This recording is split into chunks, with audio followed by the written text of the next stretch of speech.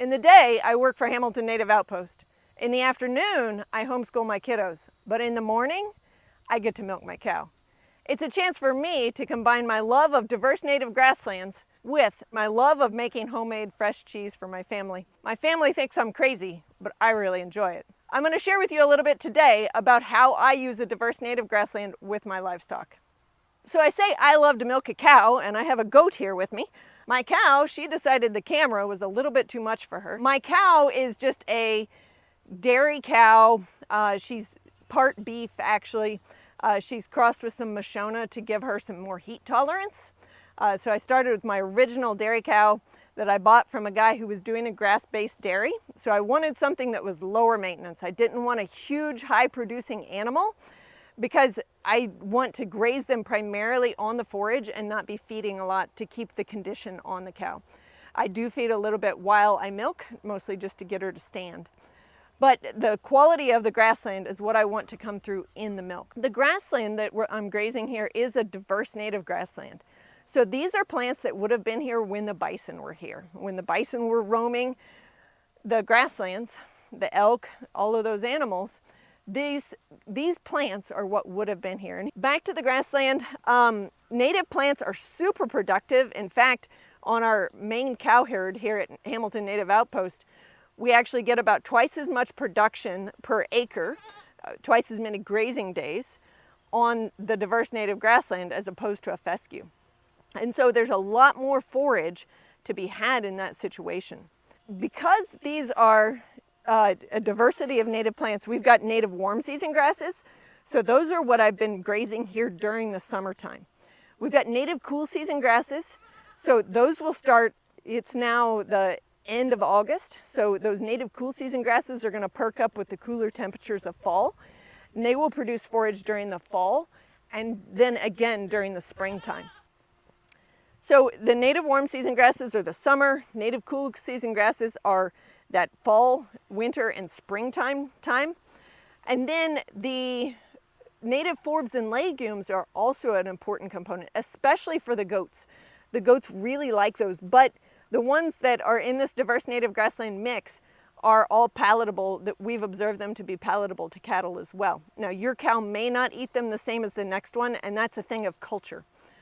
I want a cow that's low maintenance. The goats, these are Nubian goats, and my daughter decided that that was the way to go because they have a high cream content and she wanted to make some cheese out of the milk. So as far as grazing management, it is really important to not just take the 5 acres, stick the livestock out there and let them graze the same plants every day, because they're kind of like you and me on asparagus.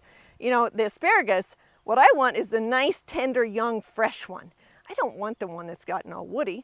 And that's the same thing with these animals. We need to have some control over their grazing so that they're not grazing the same plant every day. It grows a little and they nip it off. It grows a little and they nip it off.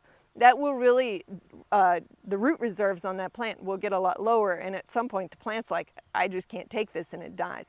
There are also resources on our website, hamiltonnativeoutpost.com, on grazing management, on how to establish these grasslands if that's an interest of yours.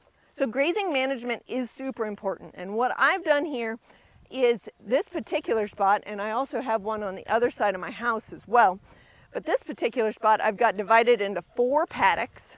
I will rotate her based on what the grass is needing. So it's not a prescribed, oh, you leave her in this paddock for a week, or no, it's based on what the grass is needing. So in this particular situation, usually you're looking to keep, during the summertime that is, to keep it between cowboy boot high and waist high. There's a lane that goes back where she can go to water, and then there's a fescue pasture here that's a sacrifice area. Now, I could probably just have her in the lot as a sacrifice area also on hay, but I happen to have this little fescue pasture. It's also where I put the calves during the day when I separate. So I still have the calves that nurse the cow once a day, or they can nurse twice a day if I need to be on vacation or need to be on a trip somewhere. So people here in the Ozarks that want to have a homestead, fescue is predominantly the pasture grass. So I often get the question when people know what I'm doing of grazing the natives of like, how does it affect milk quality? How is it compared to my fescue? That sort of thing. So I do still have, as I mentioned, the one little patch of fescue that's kind of a sacrifice area, but it does produce good forage during the spring and fall when fescue produces forage. And honestly, from the milk quantity standpoint, like the amount of milk I get, she doesn't milk very good when I have her on a straight fescue diet. It's just the quantity of milk is not there. And you would think I would remember this from year to year, but actually again this year, I'm like, I put her on that fescue and she's not milking very good. And my husband's like, yeah, that happened in the years before too. And I'm like, you're right, it did, didn't it? So I guess I'm a slow learner, but the fescue, she doesn't milk as much quantity on it, and I'm giving her the same amount of feed when she comes to be milked. What do they say? Beauty's in the eye of the beholder.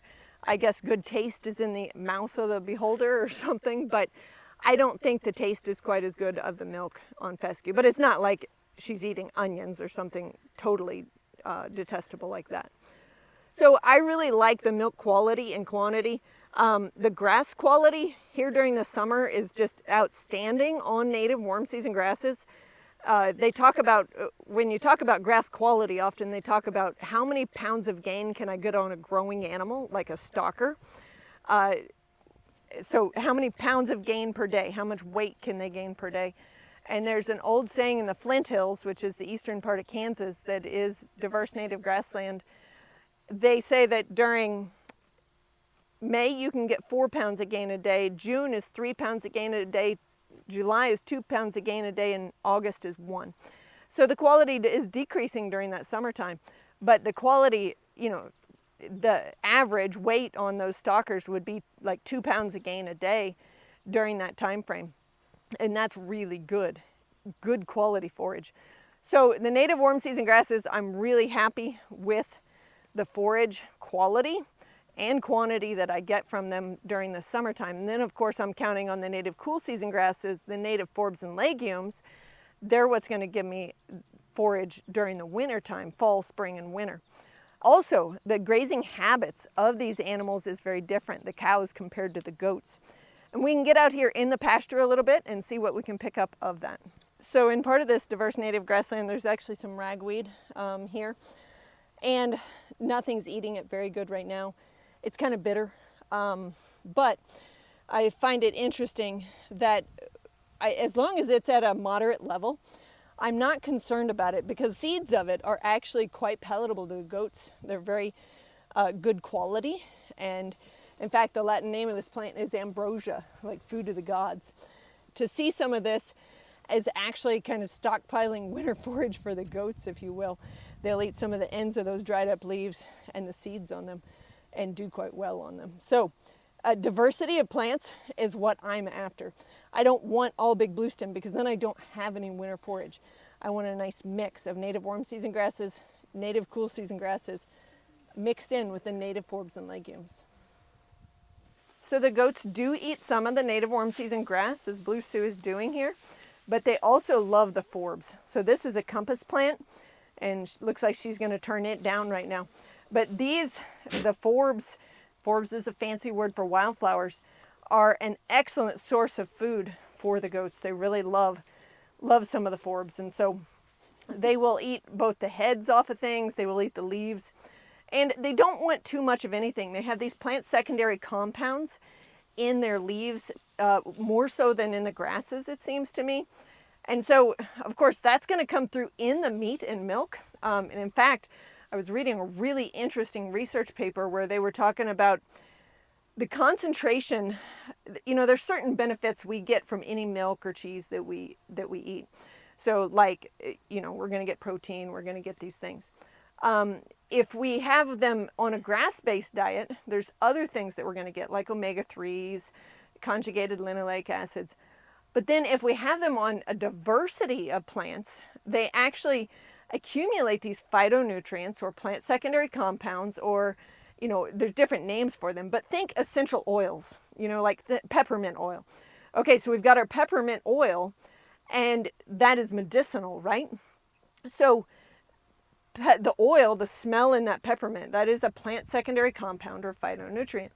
So if the animals are eating, say, that compass plant, then they actually take and those phytonutrients in there, they incorporate those into the milk, and the concentrations are actually quite high, as similar to as if I was going to sit down and I don't want to eat the compass plant, but so let's think of blueberries. I like blueberries.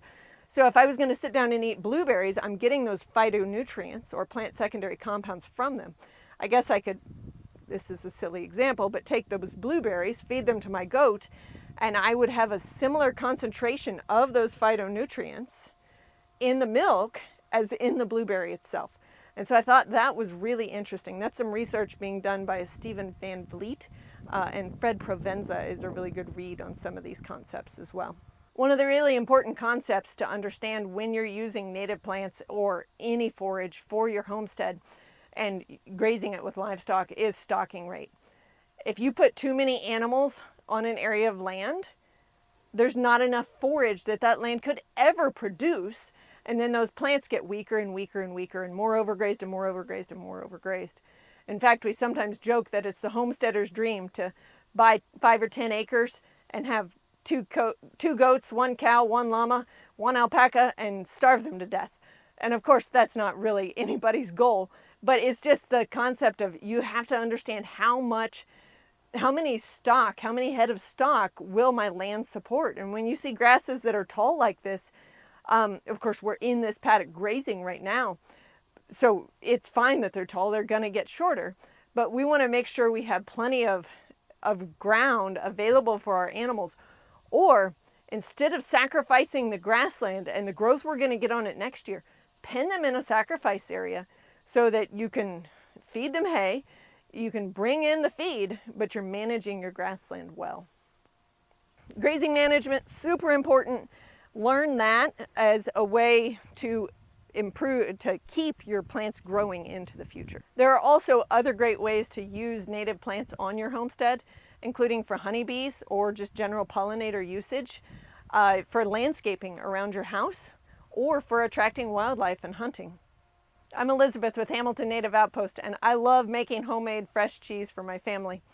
Here at Hamilton Native Outpost, diverse native grasslands is a passion of ours. If you have interest in establishing one or learning how to manage it, check out other resources on our website, including some videos at hamiltonnativeoutpost.com.